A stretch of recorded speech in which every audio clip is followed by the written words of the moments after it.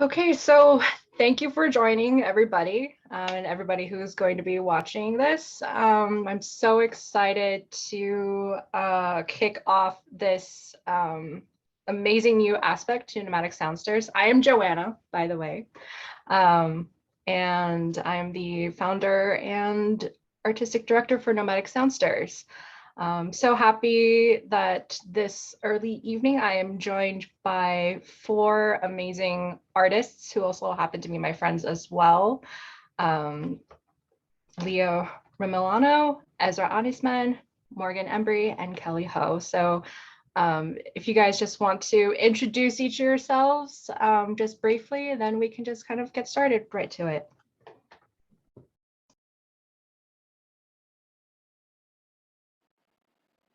I'll go first, I guess. Okay. Hi, my name is Morgan Embry. I'm based in Southern California. I am a lighting designer, projection designer, dancer, choreographer, working primarily in lighting for live music and for dance and theater right now. Hi, my name is Leah Ramillano. My pronouns are she, her.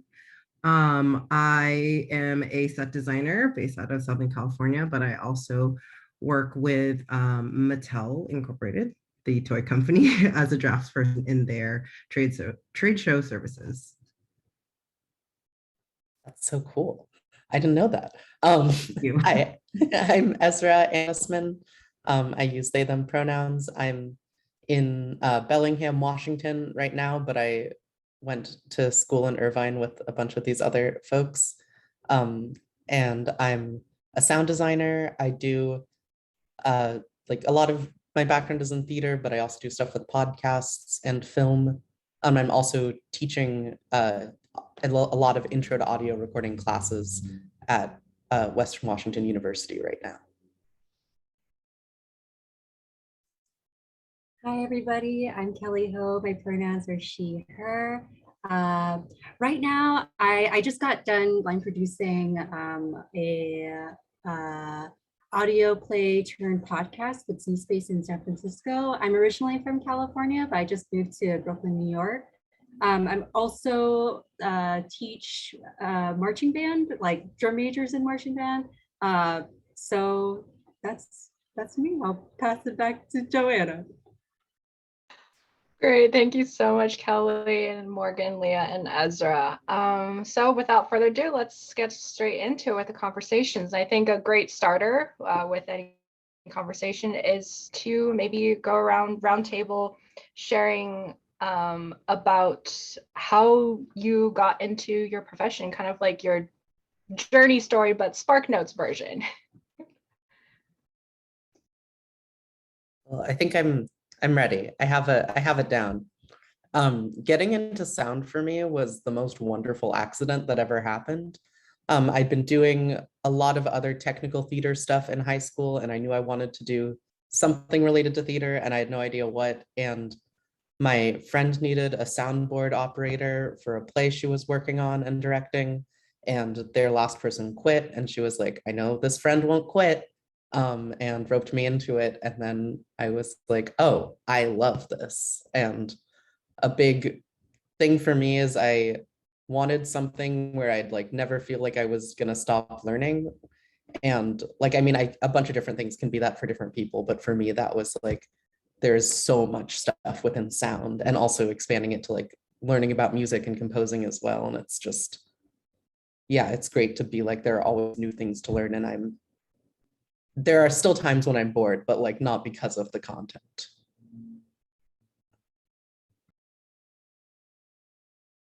Should I do more journey, or that was how it started? No, that's perfect. I don't mind going next. So I started as a dancer primarily. So my bachelor's degree is in dance and choreography. And I did that for about 10 years and had dabbled in lighting and projection, mostly for my own choreographic work, and started doing it for some other choreographers that I was friends with.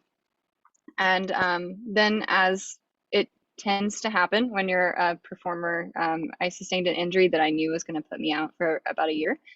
And so I started thinking, like, how can I maintain my creative outlet while I'm healing? And so I dived deeper into lighting and realized that I really loved it. So that's when I went to UC Irvine for grad school to study that more deeply.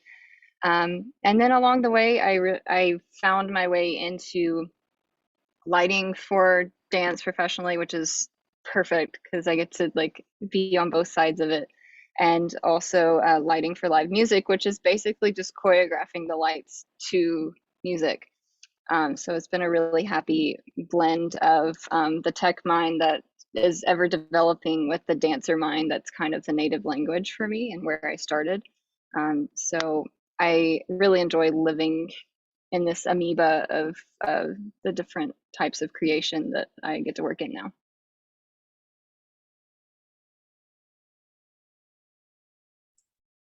I can go next.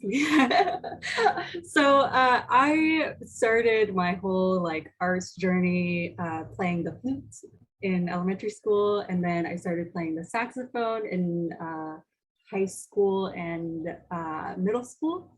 And that's when I really started getting into really ensemble music, and I thought I wanted to be a classical saxophonist. There's not a lot of jobs out there, I guess, for classical saxophonists, and I wasn't amazing. So I decided that being a drum major, which is like the conductor in front of the marching band, right? I thought that was really what I was going to be good at. And as I was doing that, I joined the theater ensemble at my school, and I just thought that being a performer was my gig. And then once I graduated high school, started getting into college, I realized that more leadership actually was what I was really honing into. I think like the whole like thesis of this conversation is like we do multiple things, and that is really like what I guess my life thesis. I'm still very young, but like my life thesis I think is in that trajectory of like I do a lot of things, but I think a lot of it is encompassed in that leadership aspect in line producing, stage management, directing, teaching drum majors, performing as a drum major, all of that. So that's a lot. I think that you know a lot of my theater background is engulfed in that marching band background.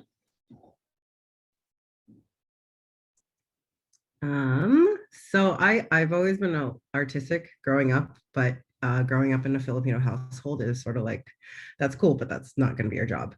So it was one of those, like, I tried to do ensemble stuff in high school because my friends were doing it, and it was just another opportunity to hang out.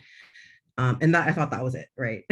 And then college, the only thing, I didn't know what I really wanted to do, right? I liked writing, I liked science, and there are a lot of different things. I was sort of like, I don't know what I want.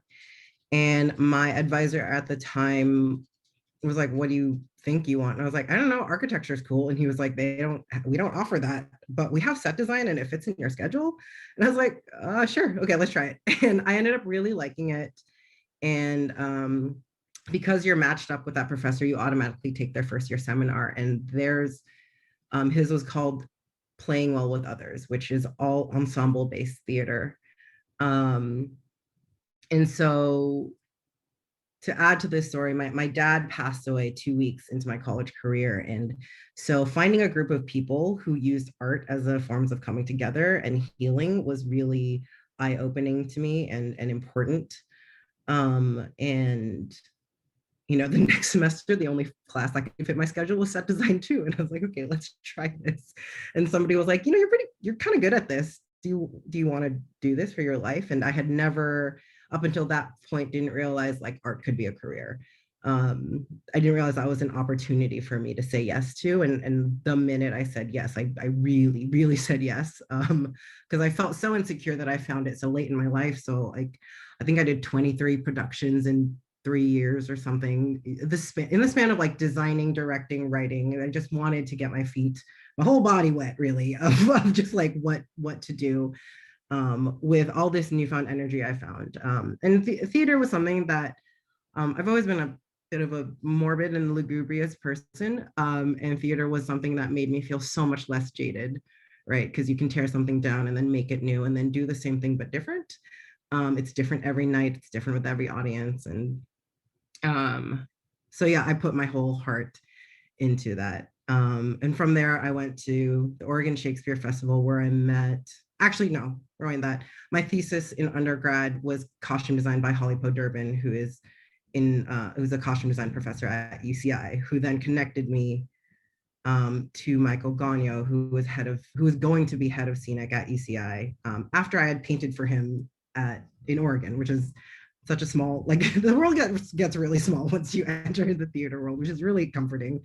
And that was sort of my journey into grad school and wanting just more education and more experience in this field that I really, really fell in love with. So yeah, that is a sort of big, sorry, I'm pup sitting. That was my big leap into my career. Yeah, it's just amazing, like hearing all of your stories and just seeing how you all come from different backgrounds, like doing something that you've known since, little to high school. And then it seems like as soon as everyone went into college, then it was like, oh, there are other things that I may or may not be like interested in. You kind of went about that way.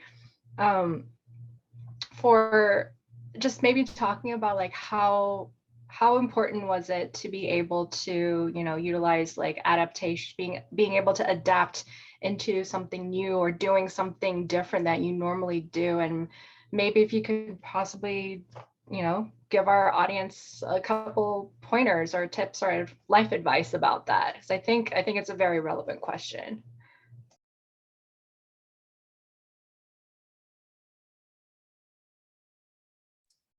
So I can go first on this. I think for me, it was a lot about like survival. I remember transferring to UCI because I like went to community college first, and I didn't know anybody. And I went to UCI knowing that I wanted to be a director. I'm not doing that now, but that's okay. Life changes. But I didn't know anybody, and I have social anxiety disorder, so I just like had a really hard time kind of putting myself out there. And I remember the grad directors at UCI, they were looking for a stage manager, and then they just asked me if I wanted to stage manage. I never done it before, and that was my means of surviving in this new territory. Is just doing something that I didn't really know how to do, but I think they saw something in me that I could kind of succeed at this role. And like surprise, like I guess I'm doing that now by line producing.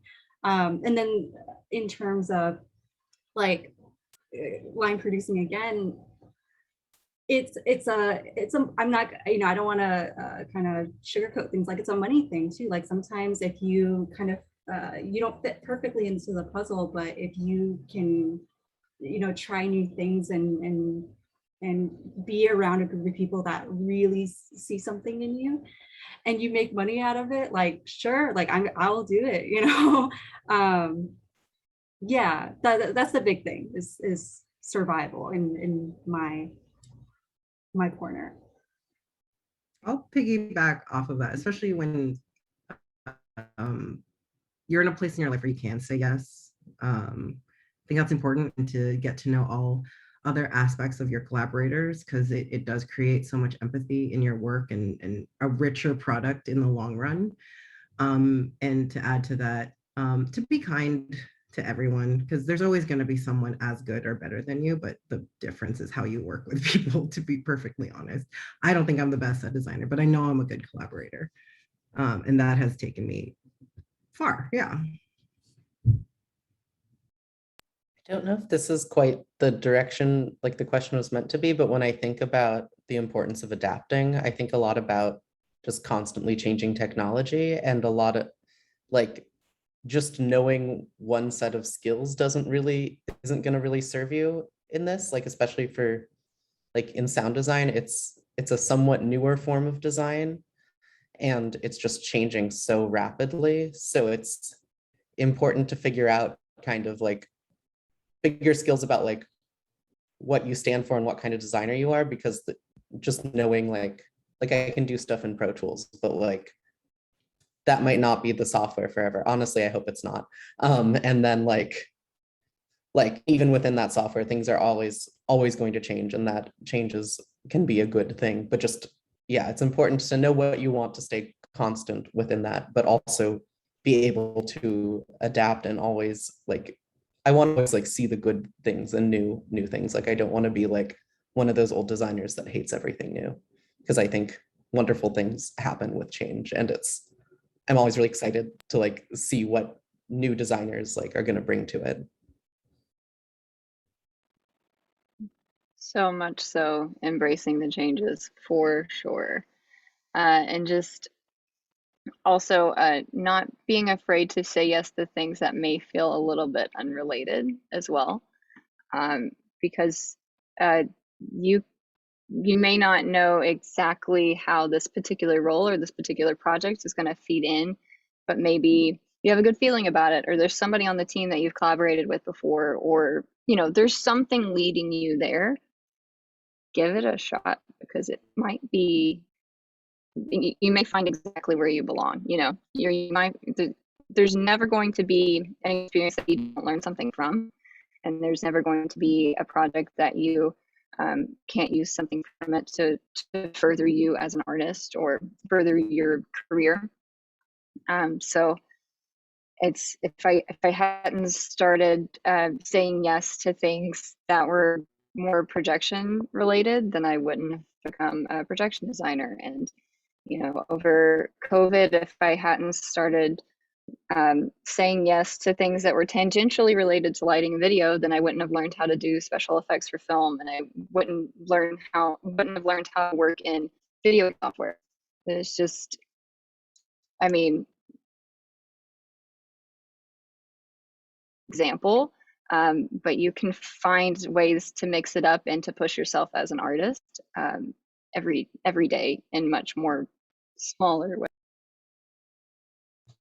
Yeah, just to kind of continue on that, I totally agree with you, Morgan, with like, you know, saying to yes to everything the ones that's saying, especially, you know, things we typically with academics, you go and you have a major and you kind of get pigeonholed into this major, and everyone just kind of just thinks that, okay, so you know, say for instance, we'll take sound design, you're going to be doing, you know, only sound stuff. But from what I've seen and experienced is that you do have to be willing to be both aware of what everyone else's part is as part of the puzzle, because without knowing that, you're just kind of in the dark about everything. And so, you know, obviously a huge thing that us as Nomadic Soundsters that we are exploring is collaborations. So I'm curious, for this is also open to all of you to answer, is have you had any collaborative experiences that may have changed your artistic practices or changed the way how you look at art? Yeah. I have one. My cat and my dog have decided they're going to wrestle, so if it gets loud, I'm sorry.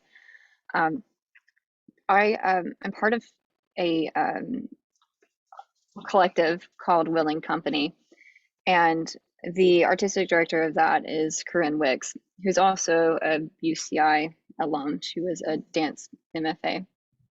And in working with her, it's completely changed how I approach art in that she's a dancer, but she's also very techie. She's more techie than I am. She tells me how computers work and how the technology that I use every day actually works on a daily basis. She blows my mind.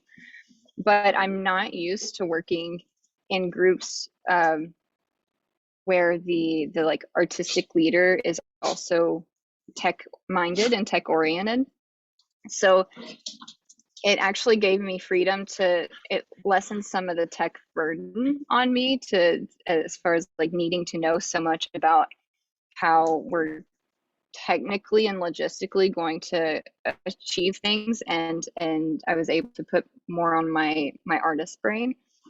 And it's been really amazing to live in a world that's more of a true blend of the two sides of who I am as an artist, because I'm sure Ezra and Leah both can relate to this, and stage management as well, that we get kind of pushed into the technical side, and sometimes it takes a minute before we can the artist side and the more like impulsive, emotionally invested side can actually play, because we have to work out so many of the other things about how it's literally going to work first. So if there's more people on the team that kind of share that part of the process, then everybody can be more emotional. Emotional is not the right word, but you know what I'm trying to say is like from the beginning, you know? So like all of the nuts and bolts part of it is everyone hands-on figuring that out. I don't know. I probably didn't explain that very well, but that particular collaborative experience is really nice because I'm only wearing my lighting designer hat and sometimes my dancer hat, and she handles all the projection, and we tag team the video aspects and the live feed stuff. And I don't know, it's just like everybody on the team's all doing everything. So not one particular form of the creation ever falls on one person solely. And I never worked in a team that was like that. It was always like, this is this person's job and this is this person's job. But with Will & Company, with the 5 creators that are a part of that, we all kind of do everything, and it's been awesome. And just as a follow-up, Morgan, do you think that for that particular project and in that style, like you said, it was unique, do you think that would be something more beneficial to a project, or does it really depend on the project? Like, would you have a preference? It really depends. I certainly do not expect that to ever happen with any, music band that I work with, right? Walking into rehearsals with a rock band, I'm not expecting them to help me program the lights. It's just not going to happen. And I think the structure of traditional theater also makes that tricky. But you do have theater groups that do work a little more that way. You've done a lot of smaller dance companies that definitely work a lot more that way. And if it's something that you want to figure out if that's what you like, form your own group. Like, like do it for yourself. Find, find some artists that you just collaborate with really well and make something, and go with that type of structure, or like different type of structure, and see if that's how you work. You're never going to know your happy place until you find it, but you have to try a lot of different places to see where fits right. I think thinking about collaborations, I've had a lot of good collaborations and a lot of really bad collaborations. And I think in the ones that feel good, one of the most important elements is just trust. So if it is a very like broken down, like I am doing the sound design, I'm just doing sound, like you're in your lane, making sure that's like to listen to those people. Because I've been, and like a big part of, I think, the work I do as a sound designer is if I'm working with a new director, I'm just like, how do we connect and how can I get them to trust me?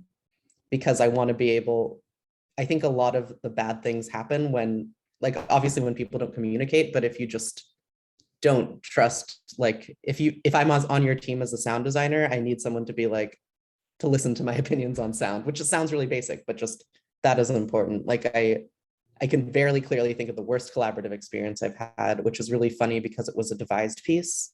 And the idea was that like everyone's voice was being heard, but it was a situation where it was in academic theater in undergrad, and like the faculty in charge of it, who was like the lead deviser, was really about like his voice being heard, and it became a really bad situation. And like the worst thing that like happened to me as a designer was that we had like a slight disagreement about what we thought a sound should be, and instead of like continuing to talk it out with me and be like, oh, why do you think that, or like how can we meet on this, he like went around me and I was running sound to the projectors, and he told the projection people to just put something in.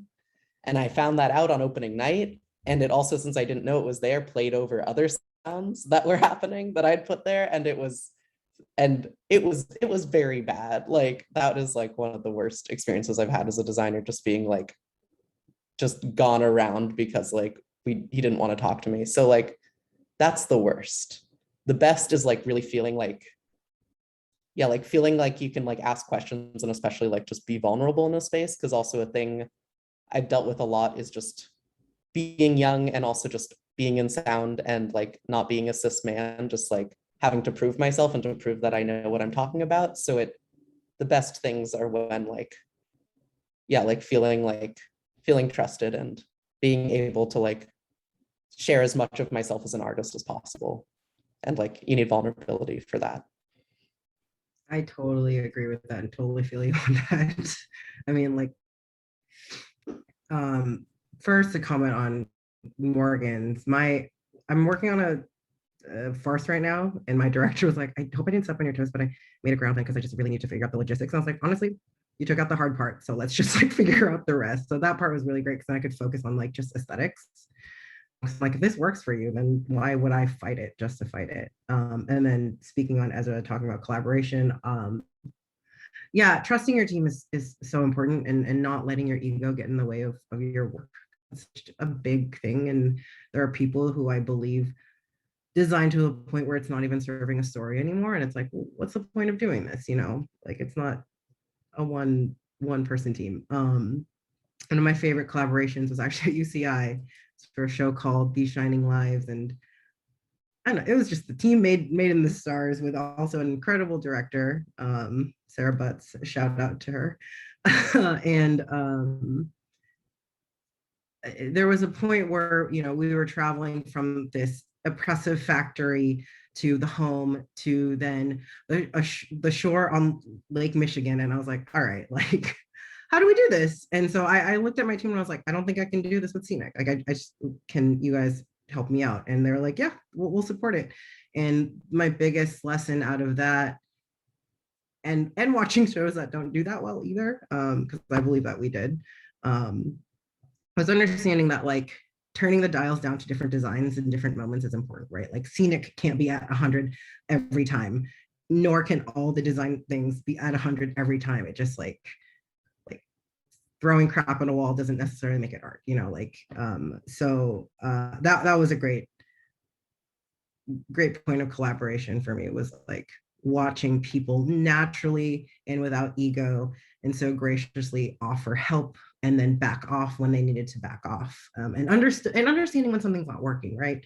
We say the horrible joke of saying kill your babies, because it's like sometimes it's like you gotta kill something that you know is not working, and be okay with it, because understanding that there are other choices and your choice is not the only choice out there. Sorry, it is like thundering down here, which is weird because I'm in LA and it's like this doesn't happen ever. So that's what you're hearing if you do hear that. But yeah, that is my 2 cents on that.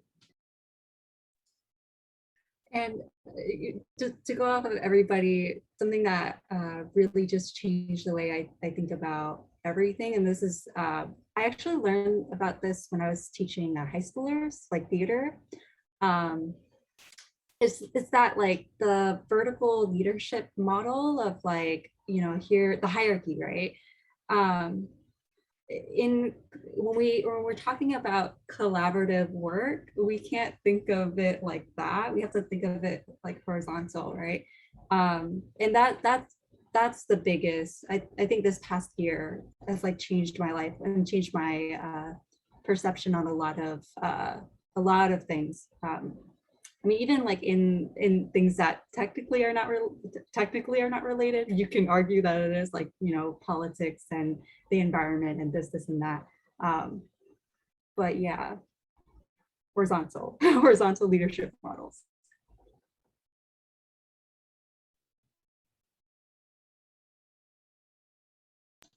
Sorry, I'm just like soaking in what everyone's saying, as it's like, even though we're all in so different situations, everybody's scenarios just somehow like can just resonate with anybody. And yeah, especially, you know, kind of going slight tangent, but not really, you know, especially with COVID, like some of you started talking about, you know, opportunities that arose that, you know, may have been both rewarding or both eye-opening. Oh, hello. Oh, all the pets. She's scared of thunder, so I just like, I'll carry her. That's totally fine. I'm kind of curious how COVID may have, you know, changed your artistic careers or has made an impact, or however you want to talk about it, that, you know, that you think going forward is something to kind of keep in mind. I don't know. Talk amongst yourselves. COVID was interesting because it's sort of like that was a great time to just say yes, to try it, since everyone's learning at this point, you know. Like I think I only did one COVID show. Might have consulted for another, but it was fun. We did this thing where like I would take a prop and I would pass it forward, and then somebody else would receive the prop as if it was, you know, stuff like that. And just also having a director who was willing to say yes to everything too, and just try it, right? And we're not going to like shut this down right now. But that was another thing I learned, is just like breaking the rules of traditional theater. It's nice, right? Like after going to school and grad school and stuff like that, you start to box yourself in a little bit, just because it's people expect it, right? And it's easy, and we understand this. But when you have something like Zoom theater, YouTube theater, whatever type of theater you wanted to try to do while sequestering, excuse me, it was important to get into the nitty gritty of playing again, which is actually quite lovely. And it's nice to also have people who understand, like, we can forgive ourselves if this isn't perfect. Like, but this is a whole new territory, and we just are trying to do something that we love. So yeah, like play and forgiveness were big. We're big in this past year and a half.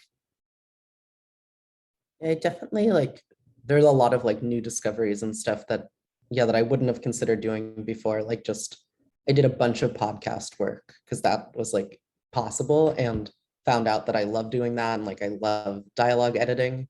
So that was really wonderful. And like I've gotten into a lot of work in film too, which part of it just ended up with like what my coursework was and like what the time it happened. But those were really wonderful opportunities. And also I think there were like, I tried to like take it as just like the break from doing in-person theater to learn about like what kind of things I was doing that were unsustainable, and just like learning how to like take care of my body again in a way that, like, especially being both in grad school and like working on shows is just not the expectation to take care of yourself. So it was really good for me to be like, oh, what is it like to cook food at home every day and to like still be making art I care about, but also like see my partner? Like, what does that mean for me? And also just having that happen like halfway through grad school for me gave me a lot to think about, like, oh, like, how do I want to plan my life?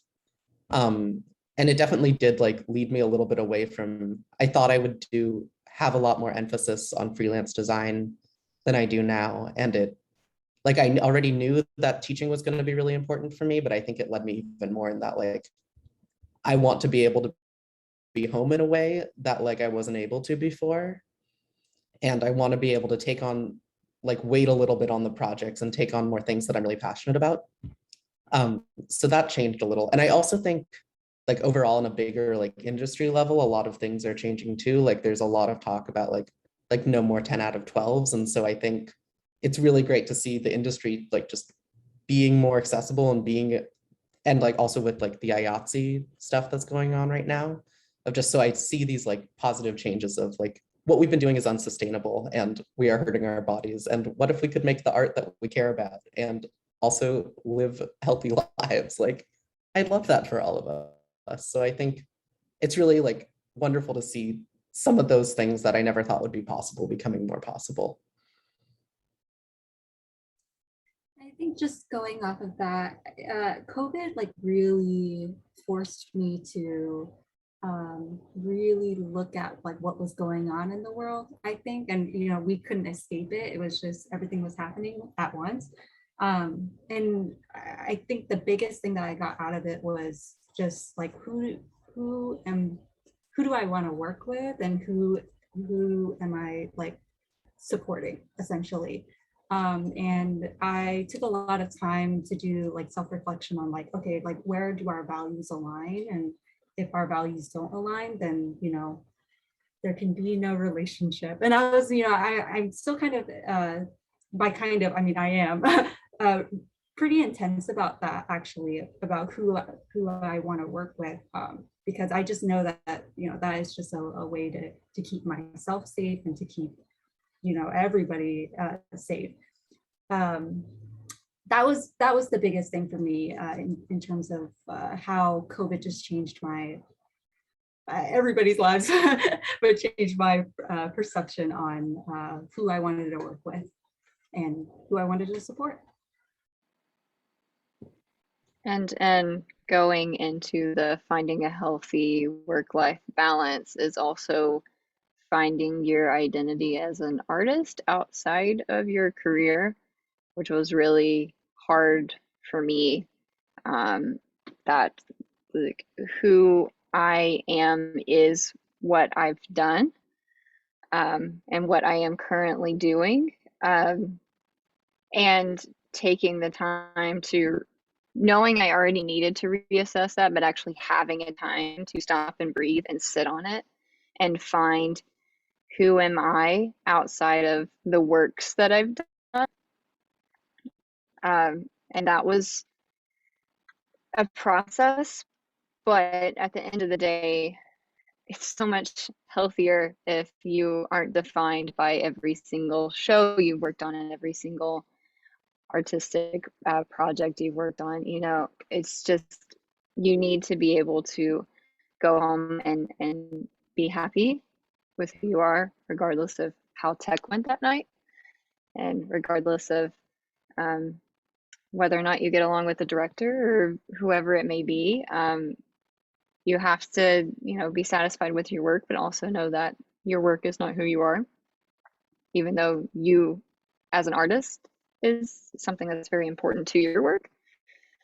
But man, finding that divide was hard, especially since we're not necessarily trained and taught to have that divide.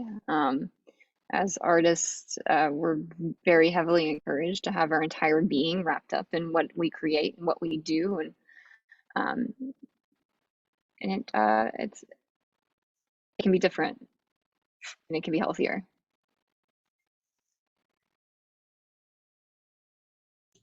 Yeah, I totally agree with what everyone is saying, and just also from a personal perspective, you know, with COVID, there were a couple different phases, at least for me personally. Was going into COVID, it was just like, okay, everything's remote. I have all this time, therefore I need to fill everything up.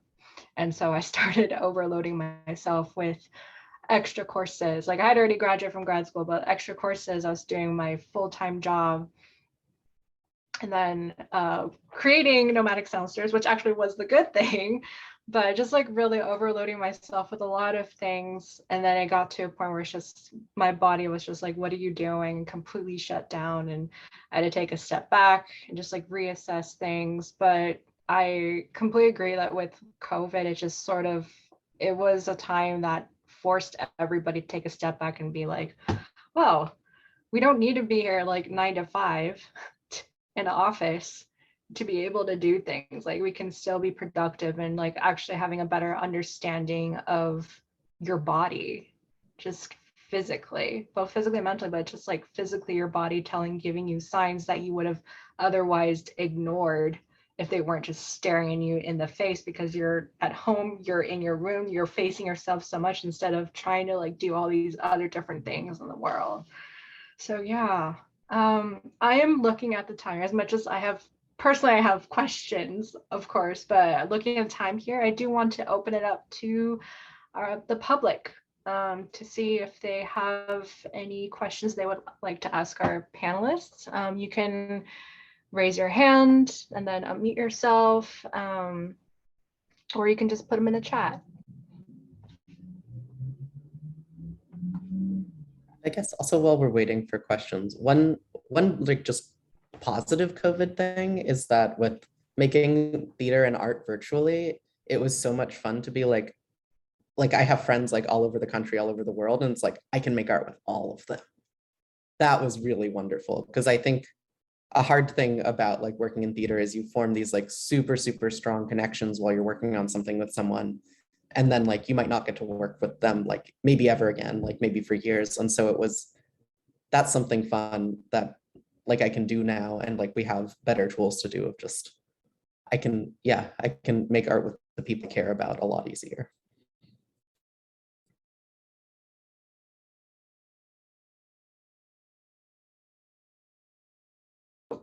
Yes, Brandon, go ahead and unmute yourself. Thanks. Sorry, I'm sitting in.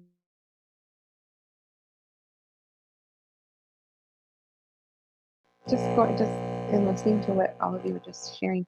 Now that I think the pace might be sort of picking up again. There's live music. We're working more out of the home. Like I just wonder, like, have each of you sort of thought intentionally about maybe maintaining this like newfound relationship with stillness and slowness in your lives? Like, are there going to be rituals or like things you're mindful of like keeping, as the world speeds up again? I can actually touch on that because I have already lost it and have had to come back to it. So I'm currently on my second live music tour since July, and this week will be the first week I've been home since July 27th. And then once this week is over, I'll be on the road again until November 7th. And I was just so excited to travel again and get back to touring that I said yes to too much and I committed to too long. And after I get back in November, I am not leaving my home. I'm not leaving my home state until the end of the year.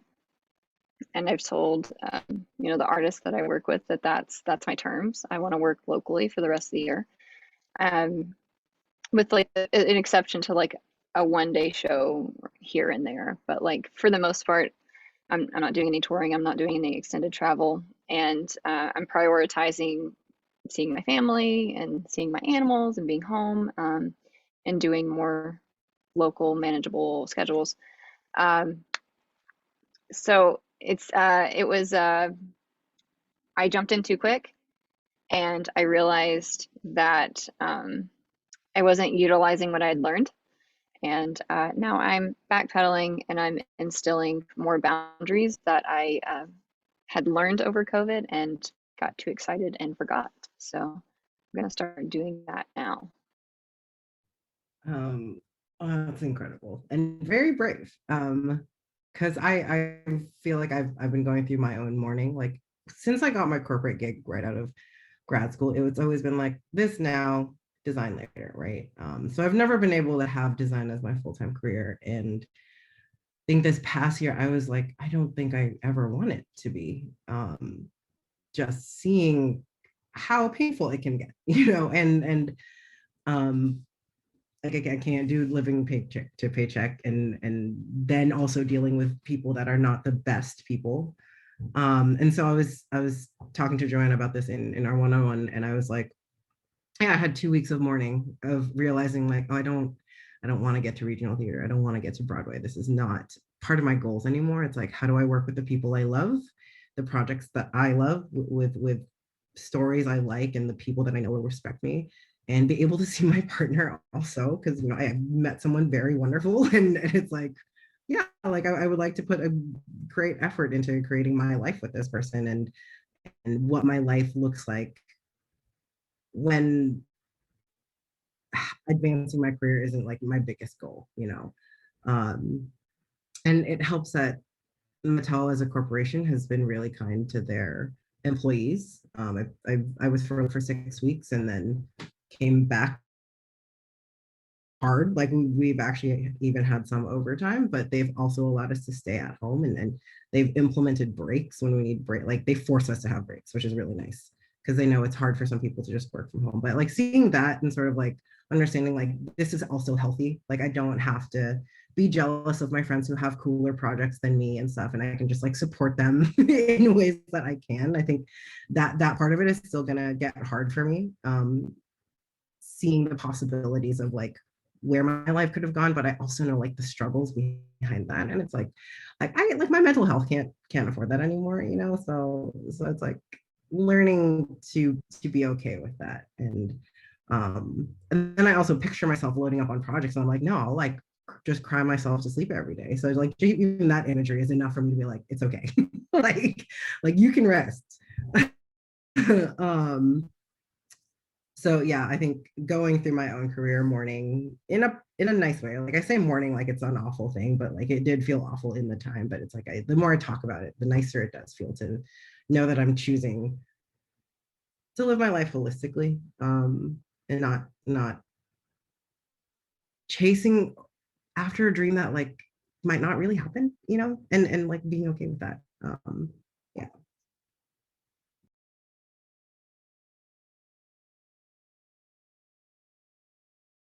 It's interesting for me because like a lot has changed, but also I'm definitely not like I'm partially just like people in my household are like high risk. So I like a lot of just COVID precautions that like haven't gone away. And it's also weird seeing like the people who can kind of move past that and the people who can't. So it's definitely be weird to say no to things that I wouldn't usually say no to. And to also, yeah, balance that with not being too hard on myself and not feeling like, oh, like I'm not going back to live mixing, even though I have that opportunity. So like, do I have to do something to make up for that? And it's like, no, and just reminding myself that is important.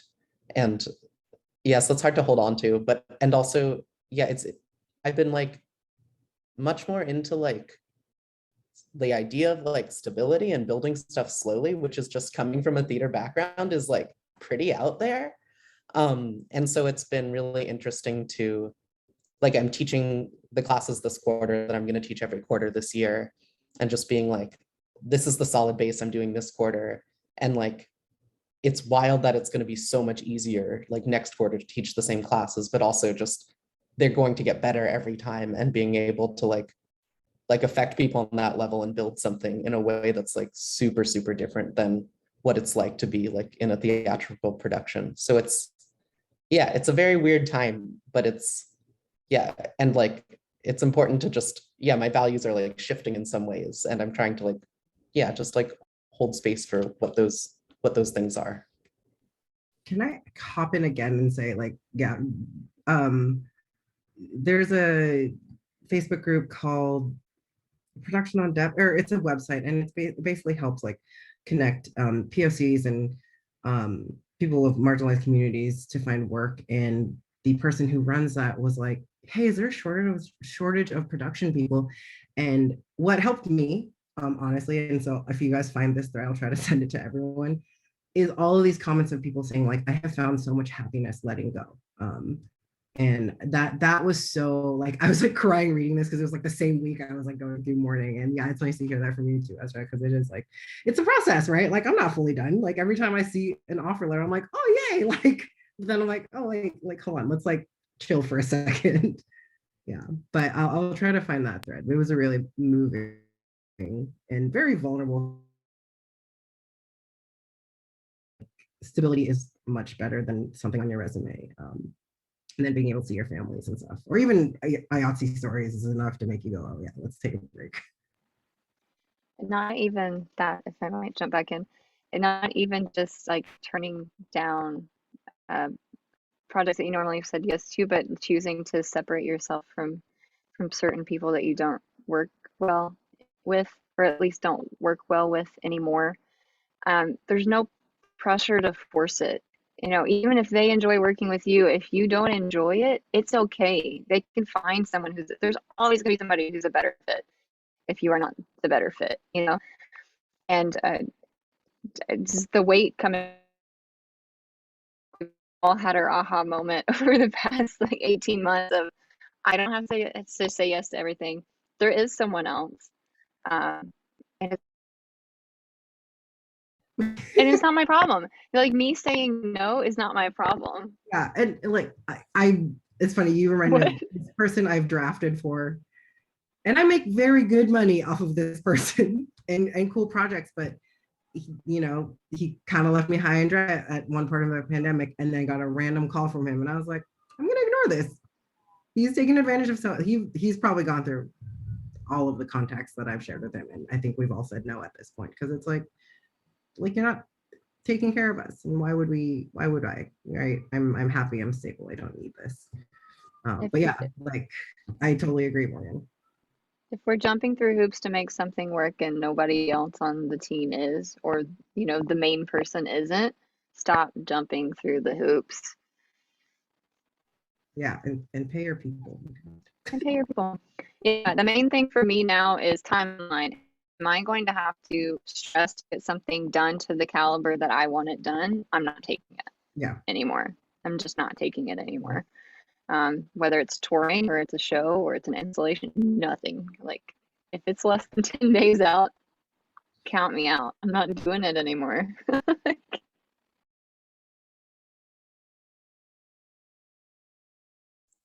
I just wanted to affirm everything that was said and say that, you know, please, you know, respect others, but also respect yourself, value yourself. You are so important. You are incredibly valuable, not just for this, you know, capitalist system, but you are like a valuable person, just being a human as you are. Could I say one more thing that I've been so excited about that has changed? Is us taking the time to like get in contact with people that we lost touch with because we were so busy and we were so overwhelmed. And now that's a huge priority in my life, is like texting with people recreationally and phone calls recreationally. And there was years of my life that was not in contact with someone unless it was work related. And I'm so embarrassed how many years of my life that was how I worked. And that, to the point where people were affiliating a text message from me with, oh, does she need something or does she have a job for me? And it was just like only work. Like me was synonymous to like professional Morgan only. And I don't want that. I even want the people I work with to see, we should see each other as humans who can like talk about human things that aren't work things, even when we're at work. But yeah, just the people that I lost touch with, that I got back in touch with them over COVID, and now they're a part of my daily life, my weekly life, even if they're thousands of miles away. And it's really nice to be a human with friends and family and know what's going on in other people's lives. And that's something that will never go away. So if I start losing time for the people in my life, then something needs to give, because we shouldn't be that way. We're not happy that way. No, I like 3 years of grad school. Like the only thing I promised my family and friends was time. I was like, I don't have the money to buy you things, but I will give you my time as best as I.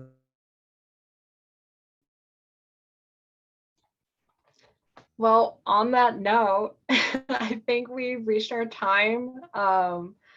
but just like to reiterate, like it's been so good getting back in touch with you all. Like it's like after grad school, it's just like, yeah. So after grad school, it's just like, okay, we're off doing our own things. And like COVID happened, but then it's just like, I miss you guys. So I'm so happy that I told myself, you know what, it's time to reach out back out to these amazing people and share with the world what you have to say, your experiences, your wisdom, and just you as a person. So thank you so much for joining me today, and such inspiring conversation. Yes, and Rodney says, amazing discussion, cathartic and inspiring. Thank you all so much. That's so true. And just one tiny little plug before signing off on this amazing meeting is kind of goes along the lines of us saying, pay your people.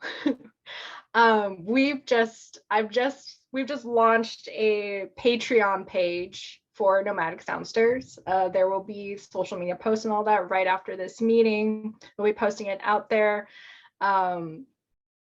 It's not only to keep this organization running and giving people a chance to be heard, but also we would love to be able to give back to the artists like today to come and speak with us, because we know that it's your time is valuable and that art is a valid form of a profession, that it needs to be paid. And we're definitely trying to, spread that message out there. So just keep on the lookout for more information on our Patreon's page. And yeah, we'll see you the next time at our next guest artist discussion panel. Thank you so much again for Kelley, Morgan, Ezra, and Leah for taking the time today. It's really been amazing, and I wish you all the best. Okay. Bye, everybody.